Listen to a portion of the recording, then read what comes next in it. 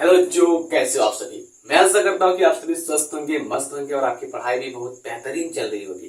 तो बच्चों, अभी तक हमने पढ़ा वर्गीकरण पद्धति में 2 जगत वर्गीकरण पद्धति, 3 जगत वर्गीकरण पद्धति, 4 जगत वर्गीकरण पद्धति, 5 जगत वर्गीकरण पद्धति और अंत में हमने देखा 6 जगत वर्गीकरण पद्धति यानी कि 6 किंगडम क्लासिफिकेशन सिस्टम को हमने देखा, एकदम समझा अच्छे से। किस वैज्ञानिक ने दिया था, क्यों दिया था, किसको बेस माना था, इन सभी पॉइंट को हमने देखा। लेकिन वर्गीकरण पद्धति से भी आगे चल करके कुछ होता है, क्लासिफिकेशन सिस्टम से भी आगे उठ करके कुछ होता है, जिसको हम कहते हैं 3 डोमेन ऑफ लाइफ, जीवन की 3 डोमेन। ठीक है, जीवन के 3 डोमेन, जिसको हम कहते हैं 3 डोमेन सिस्टम ऑफ क्लासिफिकेशन। ठीक है, इसी को हम कहते हैं 3 domain system of classification. 3 domain system of classification यानी कि 3 डोमेन की पद्धति, 3 डोमेन वर्गीकरण, 3 डोमेन वर्गीकरण की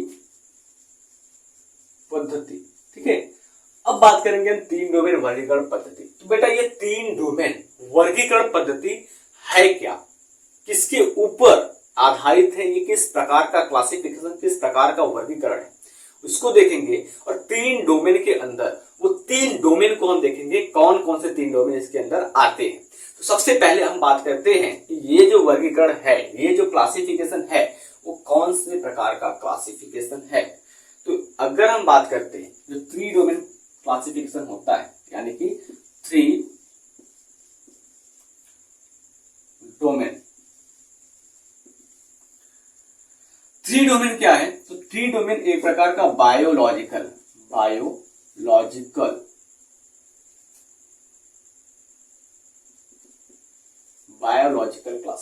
है। बायोलॉजिकल क्लासिफिकेशन का मतलब जैविक वर्गीकरण है, जैविक वर्गीकरण। ठीक है, इतना बेटा समझ में आया कि जो 3 डोमेन है, 3 डोमेन जो है वो क्या है, एक जैविक वर्गीकरण है, बायोलॉजिकल क्लासिफिकेशन है। नोट्स के लिए आप बिल्कुल टेंशन मत कीजिए, नोट्स का पीडीएफ लिंक मैं आपको नीचे डिस्क्रिप्शन बॉक्स में दूंगा, वहां से आप नोट्स बनाइएगा। यहाँ क्लास में आप लेक्चर को समझिए, क्या चीजें हुई थी, कैसे हुई थी, उन बातों को समझिए, पकड़िए कि कहाँ से क्वेश्चन बन सकता है, किस क्वेश्चन को हम अपने मन से बना सकते हैं, कहाँ से एमसीक्यू बन सकता है, उन सभी क्वेश्चंस को आप पकड़िए, तब जाकर के आगे कुछ बनने वाला। क्योंकि कंपटीशन का जमाना है, कंपटीशन के दौर में अगर आप एक कदम पीछे भी रह गए तो बस आप पीछे ही रह जाओगे।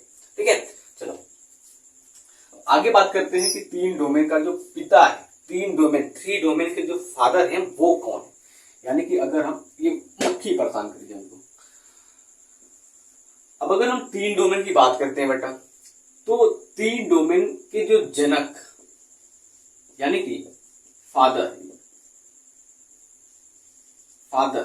हैं वो कौन से हैं। तो जैसा कि हमने 6 जगत वर्गीकरण पद्धति, 6 किंगडम क्लासिफिकेशन में देखा था, कार्ल उस, कैंड्रल और विलिस नामक वैज्ञानिकों ने मिलकर के 1990 ईस्वी में 6 जगत वर्गीकरण पद्धति का सृजन किया था। ठीक, उसी प्रकार से उसी में से एक वैज्ञानिक यहां पर भी आते हैं, जिनका नाम है कार्ल उस। ठीक है, कार्ल उस को हम 3 डोमेन यानी कि 3 डोमेन सिस्टम का पिता यानी कि जनक कहते हैं। इन्होंने क्या किया था, ने 1977 यानी कि 1977 में 3 डोमेन दिया, 3 डोमेन दिया। ठीक है, बात समझ में आया बेटा कि जो कार्ल वूज थे, कार्ल वूज ने क्या किया था, 1977 में 3 डोमेन पद्धति का सृजन किया, 3 डोमेन पद्धति को दिया।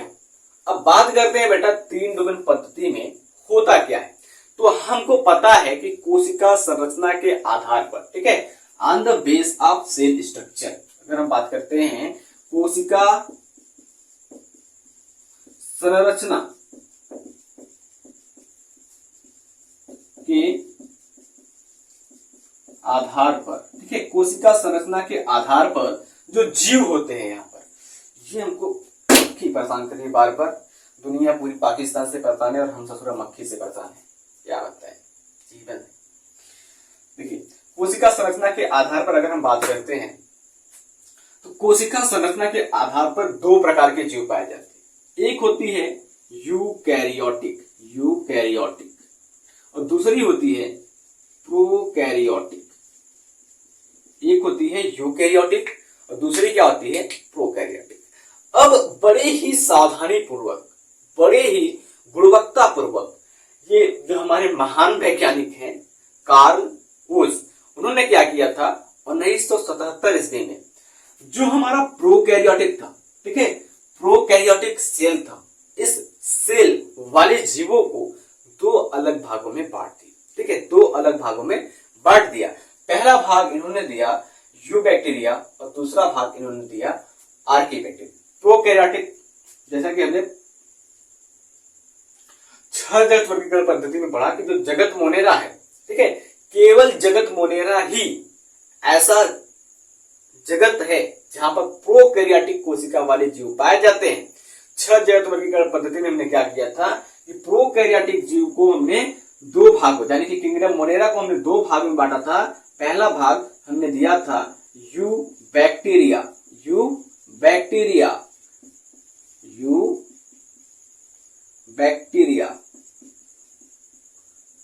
और दूसरा भाग हमने दिया था आर्की बैक्टीरिया, आर्की बैक्टीरिया, ठीक है, आर्की बैक्टीरिया और यू बैक्टीरिया नाम दिया था।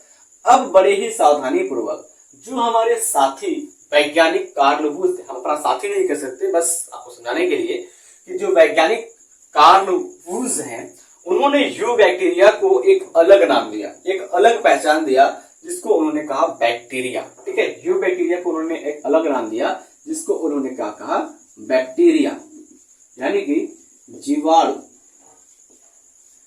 और जो हमारा यू बैक्टीरिया था उसको उन्होंने जीवाणु कहा।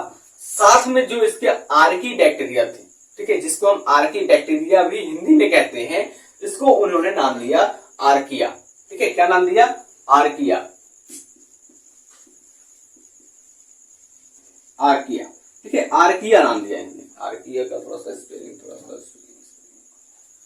यहां पर आर्किया नाम दिया। इस प्रकार से 3 डोमेन पद्धति बन गई। अब 3 डोमेन पद्धति में कौन कौन सी 3 डोमेन है उसको भी देखते हैं। तो पहला जो डोमेन है वो है बैक्टीरिया, दूसरा जो है वो है आर्किया, और तीसरा जो है वो है यूकैरियोट, ठीक है, यूकैरियोटिक, जिसको हम यूकैरिया के नाम से भी जानते हैं, ठीक है, यूकैरिया।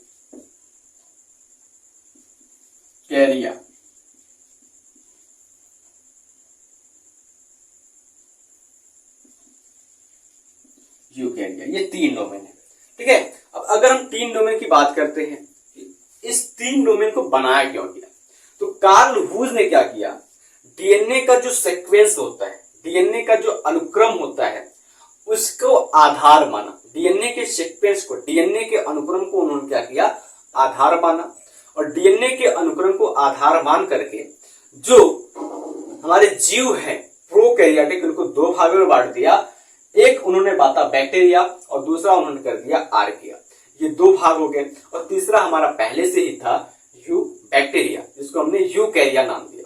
समझ में आया बेटा? तो आगे हम चलते हैं, इसके पॉइंट को समझते हैं कि जो हमारा डोमेन आर्किया है, इस डोमेन आर्किया में क्या आता है, फिर डोमेन बैक्टीरिया जो है इसमें क्या आता है, साथ ही साथ डोमेन यूकैरिया जो है उसके अंदर क्या आता है, ठीक है। फिर इसके बाद हम इसके कंपैरेटिव कैरेक्टर्स यानी कि तुलनात्मक लक्षण को पढ़ेंगे। चलो इसको हम मिटाते हैं, यहां से लिखते हैं आगे कि जो हमारा पहला डोमेन है, डोमेन फर्स्ट, डोमेन फर्स्ट को नाम उन्होंने दिया आर्किया, ठीक है, डोमेन फर्स्ट को इन्होंने नाम दिया आर्किया, देखो अंग्रेजी नाम और हिंदी नाम दोनों एक ही है, आर्किया। तो आर्किया में इन्होंने क्या किया, इन्होंने सभी जगत के आर्की बैक्टीरिया को रखा, क्योंकि देखो यहाँ पर जगत आर्की बैक्टीरिया को ही आगे चल करके आर्किया कहा गया है। ठीक है, 6 जगत वर्गीकरण पद्धति जब हमने पढ़ा था तो वहां पर आर्की बैक्टीरिया मिला था, तो आर्की बैक्टीरिया को ही आगे ले जाकर के हमने आर्किया नाम दिया गया है। ठीक है, तो इस आर्किया के अंदर क्या किया उन्होंने, समस्त आर्की बैक्टीरिया को रखा गया है, आर्की बैक्टीरिया को रखा गया। अगर एग्जाम्पल की बात करते हैं बेटा, एग्जाम्पल की बात करते हैं तो आर्की बैक्टीरिया होते क्या है, उदाहरण की बात करते हैं। उदाहरण देखो, उदाहरण में आता है आपका मेथेनोजेंस, ठीक है, मेथेनोजेंस। साथ ही दूसरे उदाहरण की बात करते हैं तो हेलोफिल्स, ठीक है, हेलोफिल्स ETC, ये आपके उदाहरण आते हैं आर्की बैक्टीरिया में। और अगला हम बात करते हैं तो जो हमारा डोमेन होता है वो डोमेन सेकेंड होता है। दूसरे डोमेन की बात करते हैं तो दूसरे डोमेन में हमारे पास डेटा मिल जाता है बैक्टीरिया, जिसको हम यू बैक्टीरिया नाम देते हैं। ठीक है, दूसरे डोमेन में हमारा मिल जाता है बैक्टीरिया। देखो बैक्टीरिया में क्या किया गया है, बैक्टीरिया में बड़े ही सावधानी के साथ, ये कार्लोस साहब ने बड़े ही सावधानी के साथ सभी यू बैक्टीरिया को स्थान दिया, सभी यू बैक्टीरिया को रख दिया। ठीक है, तो इसमें क्या किया गया, समस्त यू बैक्टीरिया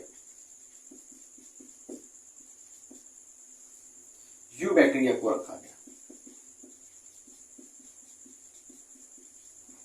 समस्त यू बैक्टीरिया को रखा गया। अगर फिर से हम एग्जाम्पल की बात करते हैं यू बैक्टीरिया के लिए, यानी कि डोमेन बैक्टीरिया के लिए, तो यहां पर आपका साइनो बैक्टीरिया आता है। ठीक है, साइनो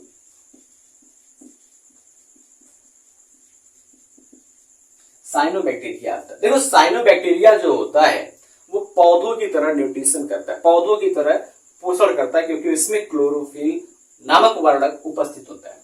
ये हो गया। अब अगर हम बात करते हैं अगले डोमेन की, यानी कि डोमेन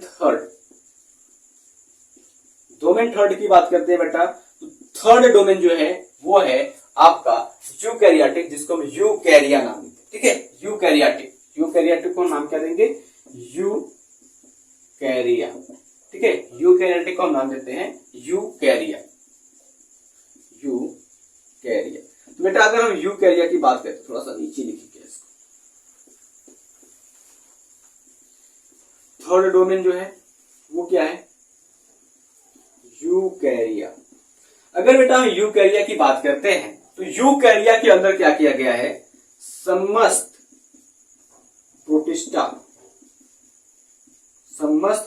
जगत, ठीक है, कवक, पादप जंतु को रखा गया है,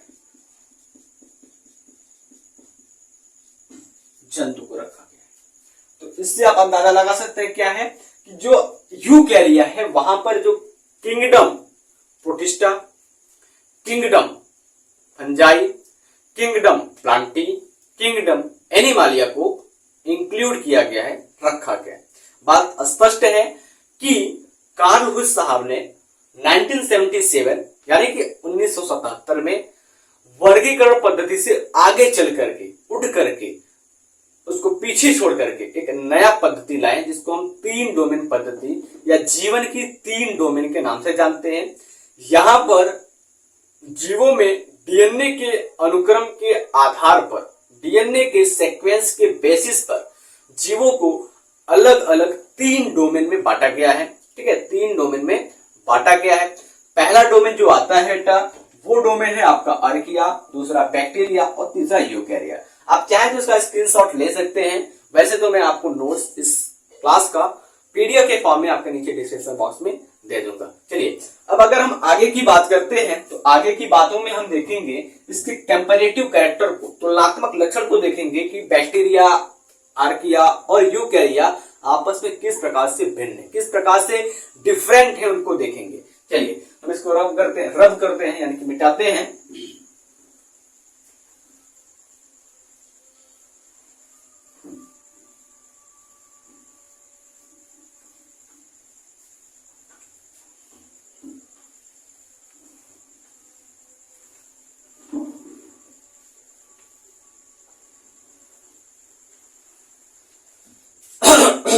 तो बेटा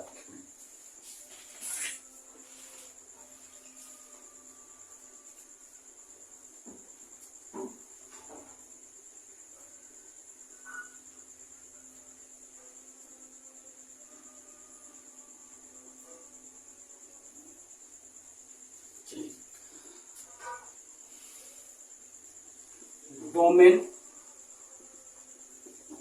आर्किया, बैक्टीरिया,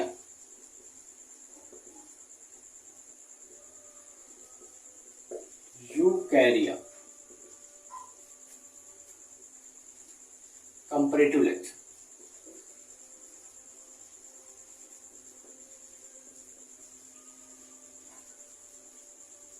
कंपैरेटिव कैरेक्टर्स, यानी कि अगर हम बात करते हैं डोमेन आर्किया,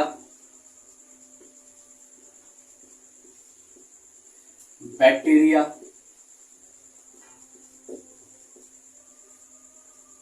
यूबैक्टीरिया,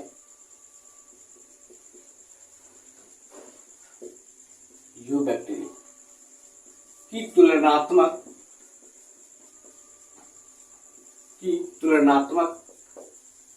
लक्षण। क्या क्या तुलनात्मक लक्षण है बेटा, उसको हम जानेंगे। फर्स्ट ऑफ ऑल हम यहां पर लिखते हैं कैरेक्टर, किस बेस पर हम इसका कंपैरिजन करेंगे, किस बेस पर इसका हम कंपेयर करते हैं उसको लिखेंगे। ठीक है, तो यहां पर नंबर 1 पर हम लिखेंगे कैरेक्टर स्टिक्स, यानी कि लक्षण। ठीक है, पहला हम लिखेंगे लक्षण। दूसरे नंबर पर हम लिखेंगे डोमेन आर्किया। ठीक है, डोमेन आर्किया, डोमेन आर्किया। तीसरे नंबर पर हम लिखेंगे यहां पर डोमेन बैक्टीरिया, हिंदी में भी डोमेन बैक्टीरिया यानी कि जीवाणु।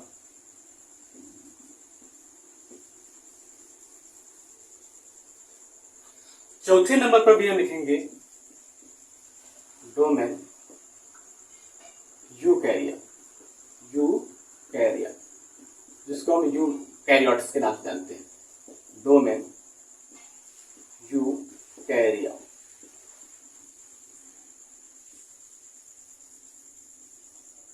ठीक है, डोमेन यूकैरिया। इतनी बात समझ लिया बेटा। चलो एक एक का हम कंपैरिजन करते हैं, एक एक का हम तुलना करते हैं कि किस लक्षण में कौन सा जीव होता है। तो बेसिस हम मानते हैं, सबसे पहला आधार जो मानते हैं वो होती है कोशिका की संरचना। पहला लक्षण हम बात करते हैं कोशिका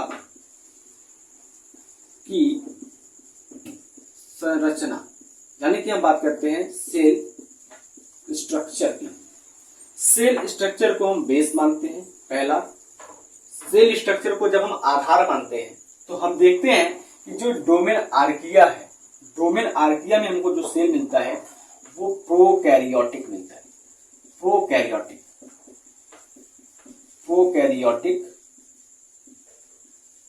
कोशिका मिलती है,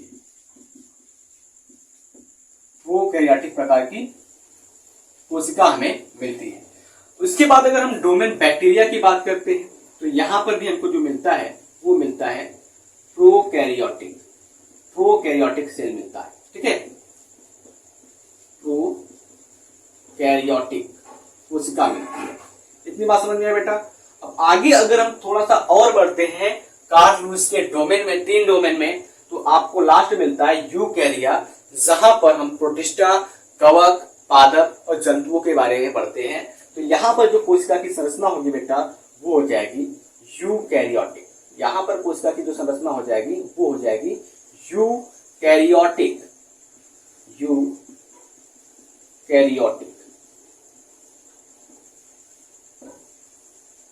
इतनी बात समझ में आई। पहला लक्षण हमने कर लिया, पहला कंपैरिजन हमने कर लिया। दूसरा कंपैरिजन हम करेंगे, दूसरा लक्षण हम बेस मानते हैं इसको कोशिका का साइज। ठीक है, कोशिका का माप, यानी कि size of cell. Size of cell, दूसरा हम कंपैरिजन यहां पर मानेंगे साइज ऑफ सेल को। तो हम देखते हैं कि जो डोमेन आर्किया के अंदर प्रोकैरियोट्स आते हैं, जहां पर मेथेनोजेंस, हेलोजेंस आदि आते हैं, उन कोशिकाओं की आकृति कितनी होती है। तो अगर हम आकार की बात करते हैं, साइज की बात करते हैं, तो साइज इनका हो जाएगा 0.5 से लेकर के 0.5 से लेकर के 4 म्यूमीटर तक, 0.5 से लेकर के 4 म्यूमीटर तक इनके साइज हो जाते हैं, इनके कोशिका की आकार हो जाती है। वहीं थोड़ा सा आगे बढ़ते हैं, ठीक है, थोड़ा सा आगे बढ़ते हैं प्रोकैरियोटिक कोशिका में ही डोमेन बैक्टीरिया की ओर। डोमेन बैक्टीरिया में अगर हम देखते हैं तो जो कोशिका की साइज होती है वो होती है बेटा सेम। जो कोशिका की साइज डोमेन आर्किया में है वही कोशिका की साइज 0.5 से लेकर के 4 म्यूमीटर ही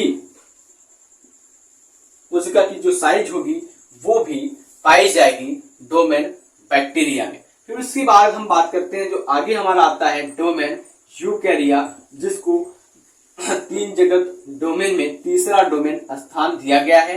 तो यहां पर जो कोशिका की साइज होती है वो ग्रेटर देन होती है। ठीक है, कोशिका की साइज जो होती है वो ग्रेटर देन होती है, बड़ी होती है 5 म्यूमीटर से। 5 म्यूमीटर से क्या होती है, ये बड़ी होती है। बात समझ में आई बेटा।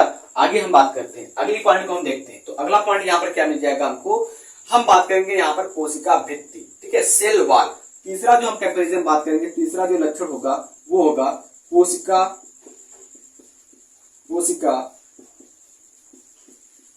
भित्ति, यानी कि हम बात करेंगे सेल वॉल की। कोशिका भित्ति यानी कि सेल वॉल की बात करते हैं तो सेल वॉल किसमें पाया जाता है, किसमें नहीं पाया जाता है और किस प्रकार का सेल वॉल पाया जाता है। तो देखो, जो हमारे प्रोकैरियोटिक सेल होते हैं, प्रोकैरियोटिक ऑर्गेनिज्म है, जिनको उठा करके जगत मोनेरा में से अलग भाग बना करके आर्किया में रखा गया है, तो इसमें कोशिका भित्ति पाई जाती है। ठीक है, कोशिका भित्ति उपस्थित होता है। कोशिका भित्ति तो उपस्थित होता है बाबू, लेकिन एक बात याद रखना, कोशिका भित्ति के साथ पेप्टाइडोग्लाइकॉन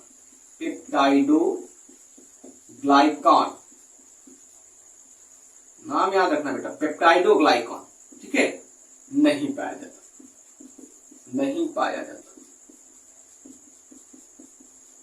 पेप्टाइडोग्लाइकॉन नहीं पाया जाता, याद रखना बेटा, पेप्टाइडोग्लाइकॉन जो होता है वो नहीं पाया जाता। आगे अगर हम बात करते हैं बेटा, तो प्रोकैरियोटिक जीव जिसको हमने बैक्टीरिया में रखा गया, डोमेन बैक्टीरिया में रखा है, उस डोमेन बैक्टीरिया में पाए जाने वाले जीवों में कोशिका भित्ति पाई जाती है। कोशिका भित्ति उपस्थित होती है, कोशिका भित्ति उपस्थित होती है। साथ में पेप्टाइडोग्लाइकॉन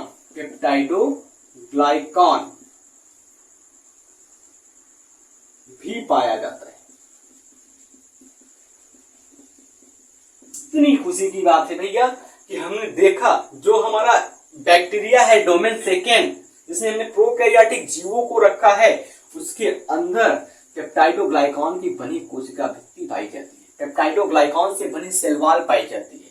लेकिन दुर्भाग्य, जो हमने आर्किया पढ़ा, जिसमें हमने प्रोकैरियोटिक जीव को रखा है, वहां पर कोशिका भित्ति तो पाई जाती है, लेकिन उस कोशिका भित्ति में पेप्टाइडोग्लाइकॉन नहीं पाया जाती। तो क्या पाया जाता है, तो एमिनो अम्ल पाया जाता है, एमिनो एसिड की वो बनी होती है। चलो आगे हम बढ़ते हैं, एक कदम और बढ़ाते हैं। दुनिया तो चांद पर पहुंच चुकी है, भारत अपना आगे देखते हैं। तो आगे हम बात करते हैं जो हमारा यूकैरियोटिक है, जिसको हमने जिसको हमने डोमेन यूकैरिया में रखा गया। डोमेन यूकैरिया में रखा गया है। यहाँ की कोशिका वृत्ति कैसी होती है? तो यहाँ की कोशिका वृत्ति जो होती है वो केवल जंतुओं में नहीं पाई जाती। ठीक है, जंतु यानी कि हम लोग हो गए, हमारे आसपास पशु पक्षी जो हो गए, उनके कोशिका में कोशिका वृत्ति नहीं पाई जाती है। बाकी चाहे वो आपका कवक हो, चाहे वो पादप हो, सबके अंदर कोशिका वृत्ति पाई जाती है। यानी कि जंतुओं को छोड़कर सभी में, पादपों में और कवक में कोशिका वृत्ति पाई जाती है। ठीक है, यहाँ पर लिखेंगे हम जंतुओं को छोड़कर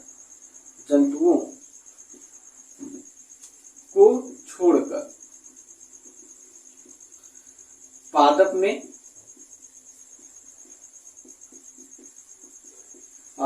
कोशिका वृत्ति पाई जाती है। या फिर हम लिख सकते हैं पादप में कोशिका वृत्ति सेलुलोज की बनी हुई, सेलुलोज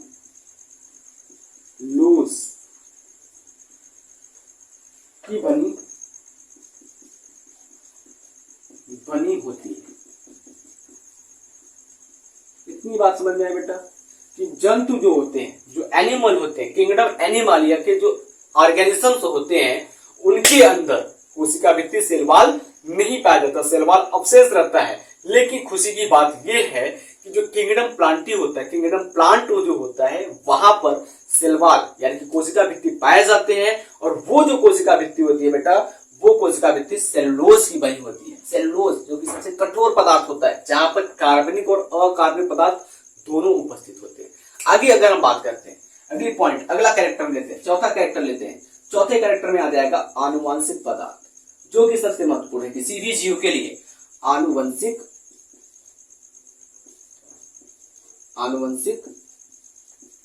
पदार्थ यानी कि हम बात करेंगे जेनेटिक मटेरियल की बात करेंगे। आनुवंशिक पदार्थ यानी कि जेनेटिक मटेरियल की हम बात करेंगे। तो जेनेटिक मटेरियल में अगर हम बात करते हैं तो जो हमारे आर्किया होते हैं, जिसमें हमने प्रोकैरियोट्स को रखा गया, तो यहां पर जो जेनेटिक मटेरियल होते हैं वो प्लाज्मिड होते हैं। प्लाज्मिड क्या होता है बेटा? तो प्लाज्मिड जो होता है वो छोटा सा वलय यानी कि गोलाकार संरचना होता है, छोटा सा गोलाकार संरचना होता है प्लाज्मिड में। ठीक है, तो यहां पर जो पाया जाएगा जेनेटिक मटेरियल आनुवंशिक पदार्थ, वो हो जाएगा प्लाज्मिड। अब अगर हम थोड़ा सा आगे चलते हैं, जो बैक्टीरिया होता है बेटा, तो बैक्टीरिया के अंदर भी जो हमारा आनुवंशिक पदार्थ यानी कि जेनेटिक मटेरियल होता है, वो भी प्लाज्मिड ही होता है। प्लाज्मिड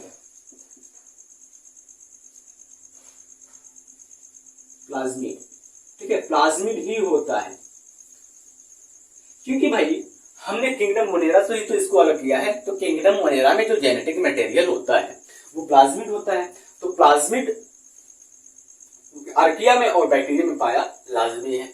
अब आगे हम थोड़ा सा बढ़ते हैं, तो आगे हम बढ़ करके देखेंगे जो हमारा यू बैक्टीरिया होता है, ठीक है, जो हमारा यूकैरिया है, जिसको हम यूकैरियोटिक सेल कहते हैं, वहां पर जो होता है वो क्या होता है? तो यहां पर न्यूक्लियस होता है। ठीक है, न्यूक्लियस के अंदर क्रोमैटिन पाए जाते हैं और हिस्टोन प्रोटीन पाए जाते हैं। क्रोमैटिन के अंदर पाए जाते हैं गुणसूत्र, और गुणसूत्र के अंदर पाए जाते हैं डीएनए और आरएनए। तो यहां पर क्या हो जाएगा? आनुवंशिक पदार्थ हमारा डीएनए एंड आरएनए, डीएनए और आरएनए हो जाएगा। इतनी बात समझ में बेटा?